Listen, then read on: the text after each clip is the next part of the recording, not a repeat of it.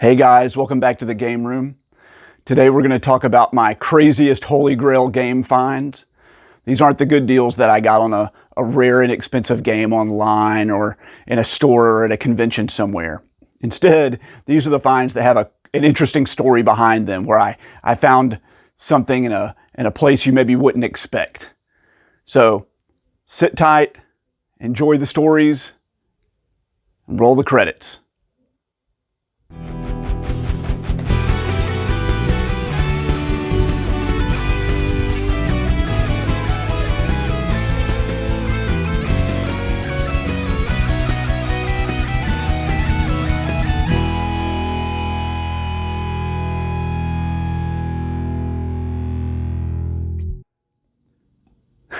The first find's kind of a small one, but it's an interesting one. I was at a church rummage sale with a friend looking for a crib and some baby furniture. And while they were negotiating prices, I was digging through several boxes of $1 items that were DVDs and napkin holders and Christmas decorations and stuff. And I'd gone through about 6 or 7 boxes, and some guy walked up to box number 8 right before me, and he just pulled this out, which is a Castlevania 4 complete in box. And I almost jumped out of my skin. I couldn't believe it. I was a newer collector at the time, and I remember asking him, "Hey, can I buy the box and the manual off of you? I need it for my copy." And he goes, "Oh, what, you want this thing? Here, you can just have it." And he gave it to me, and I was able to check out, and it was $1. Such a good find. It was a very memorable day, mainly because we ended up not buying any baby furniture. What can you do? This next find is a double header. I was at one of those retro video game stores that really just didn't have any inventory. There were no interesting big ticket items. Like their highest end items are like Super Mario Bros. 3 and stuff like that. Very disappointing for such a drive to get to it. And I asked the owner, "Hey, do you have any like bigger ticket items? I'm a collector and I'm looking for kind of higher end stuff to fill out my collection." And he goes, "No, we don't really have anything like that. Everything we get in like that, we hold for a local guy." I go, "What? You hold it for a local guy?" And they go, "Yeah, we just pull anything worth over $20 and we just put it in this cabinet, and then he comes in and he picks it up, whenever he's ready." And I was shocked. Like, what? What? You're holding all your good inventory for one random guy? Apparently that's what they did, and that was their business model somehow. So I propositioned the owner and said, "Hey, can I at least see what you've got back there?" And he goes, "Yeah, sure, whatever." So he starts pulling it out, and it's all like $100 plus games, amazing stuff, Xena Saga and Mega Man Legends games and high-end Nintendo stuff. And then he pulled these 2 games out, Action 52 and Rule of Rose.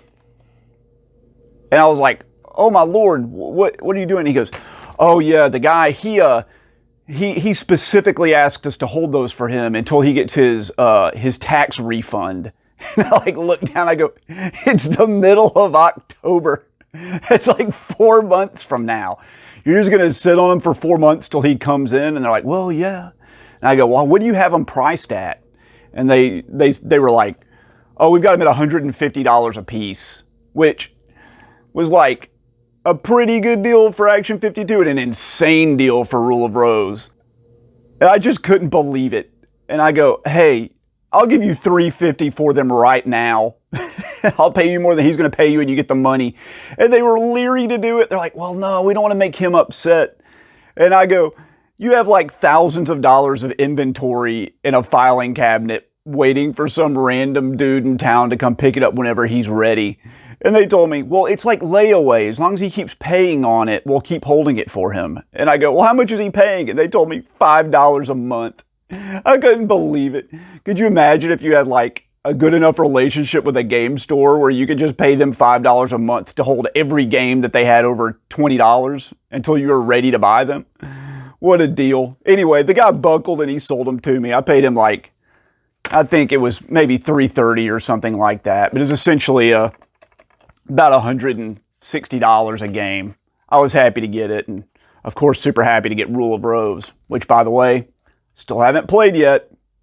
So there's a Salvation Army thrift store on my way to work that I have stopped in every single Monday and Tuesday for like 15 years. And I think in all of that time, I have found about 5 games that are all like $1 PC games. But this one time about 9 years ago, I went in, and in their display cabinet, they had a PlayStation 1, and they had it wrapped up with the controllers and the cords, and also one game, and it was this game, The Misadventures of Tronbon. I could not believe it. Even at the time, this was like a $200 game. It's always been rare and expensive. The price for the whole bundle, $15. I couldn't jump at it fast enough. I grabbed it, checked out, got in my car and unwrapped the cellophane around the bundle. The disc was in there. It was mint.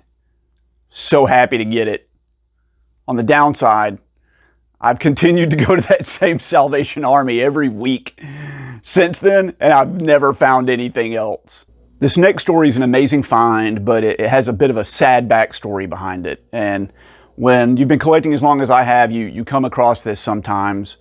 There was a Craigslist post from this woman who was selling a lot of memorabilia, Star Wars stuff and Star Trek stuff and movies and DVDs, and she mentioned that there were some video games in there. So I contacted her about it, and she said that she was having a whole bunch of people come out to look at it, like on Saturday at 2 o'clock or something. So I show up Saturday at 2 o'clock, and there are several people there looking through the Star Wars stuff and things like that. I was mainly interested in the video games. And she had it all laid out on her dining room table, and it was like a collection of PlayStation 1 stuff that was amazing. Games way better than I ever had. Sadly, it turned out that her son was a soldier who had been killed in Afghanistan. And this was his collection and all his stuff from when he was growing up. And she was selling her house and moving, and she didn't have room for it anymore. And she was honestly tired of looking at it, and it brought up bad memories, and she wanted it gone. There was a gentleman there who owned a local video game store, and he was telling her in her grief that this stuff isn't worth anything, and like she should basically pay him to haul it away. He was trying to get it for free. And I came out and told her, listen, this stuff is valuable. It's worth something. You should definitely sell it. You can get a lot more money for it than you think. You know, maybe it'll help you with your new house or your move or whatever. The store owner was furious with me. To this day, I've never been able to go back to his store ever again because of this, but I couldn't handle him not doing the right thing. The woman thanked me and told me that I could just take the video games for free, which of course I couldn't do. I gave her a few $100s, and then, believe it or not, this is strange, I teach guitar, so I offered her a year of guitar lessons for the rest of it, which she accepted. She was only moving to an apartment like a few miles away. But it was a great deal, and I was happy to have her son's stuff, and I cherish it in my collection. Some of the games, I think there were about 85 or 90 games total, but I'll show you some of the highlights. Suikoden 2, Valkyrie Profile, good old Xenogears, Silent Hill. I was just appalled of what that store owner was trying to do to that woman.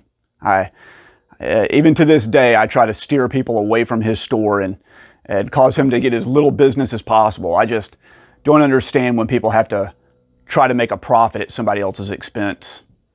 He could have offered her a fair price and still made plenty of a profit, and everybody could have been happy, but instead he tried to take advantage of somebody. Don't do that when you're out there hunting, guys. Offer people a fair price. Karma will come back and reward you, and you'll find some great finds. All right, guys, this last find is probably my biggest find of all time. It's really what made me a big collector. Before this, I was collecting a few things that I wanted to reacquire from my childhood, but I hadn't built a game room or anything yet. You know, I had a shelf full of stuff. But this haul was so big that it kind of gave me the bug, so to speak, and I really dove in after this. Keep in mind that this was 15, 17 years ago. game collecting was a thing, but it wasn't a big thing. This is still in the time when you could walk into stores like Funko Land and GameStop and get 4 Nintendo games for $1. So I tell you the prices on this, don't get upset. It's the way things used to be. It's not like that now. I pay the same prices as everybody else these days.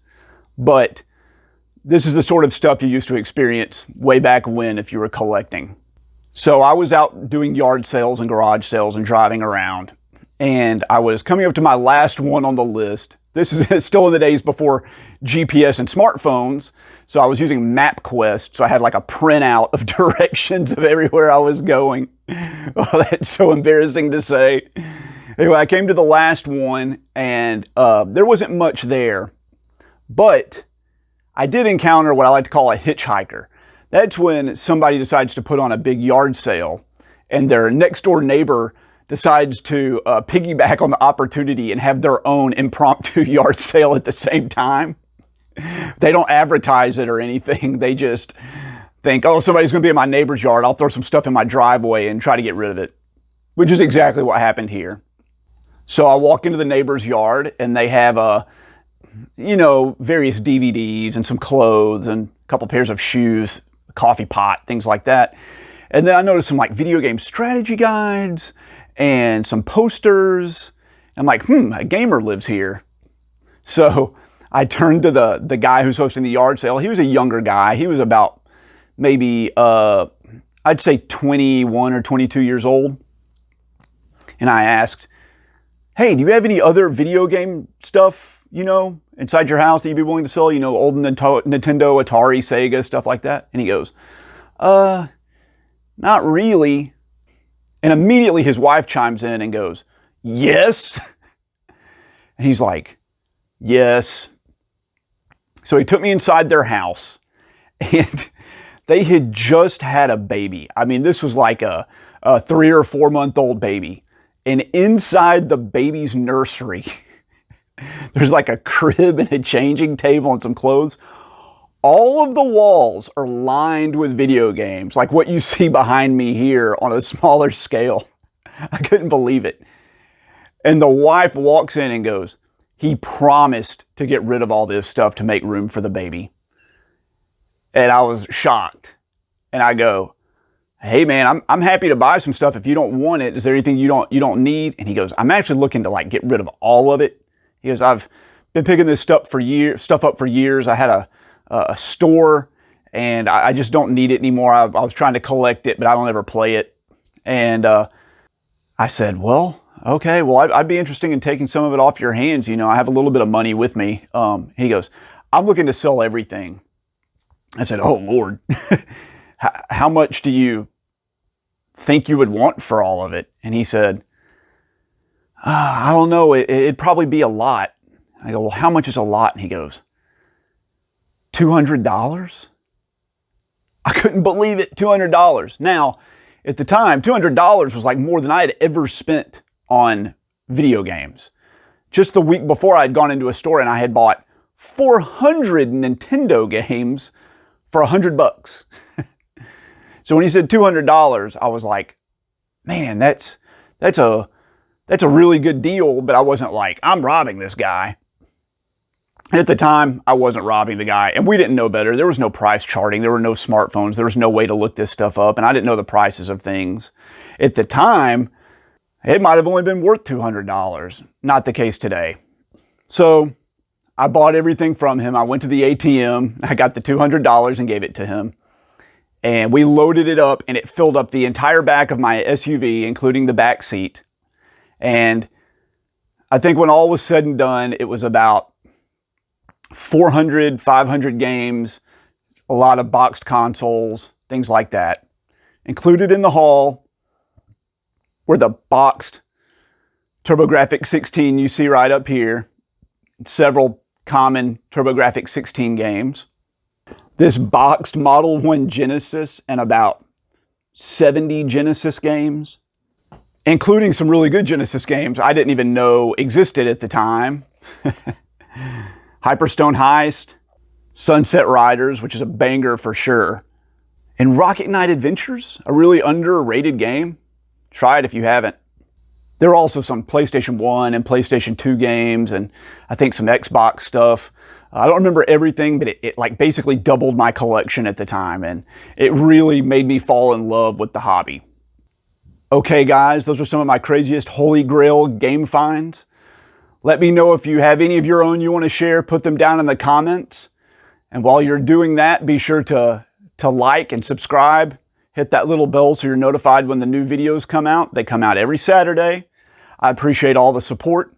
Thank you for helping me grow this channel. I've really enjoyed the interaction with you guys, and I've answered every single message I've gotten in the comments so far. So fill me up and give me a lot of work to do this week. I want to communicate with you guys and hear all about how you're doing in your hobbies. So once again, thank you for the support, and I'll catch you next time.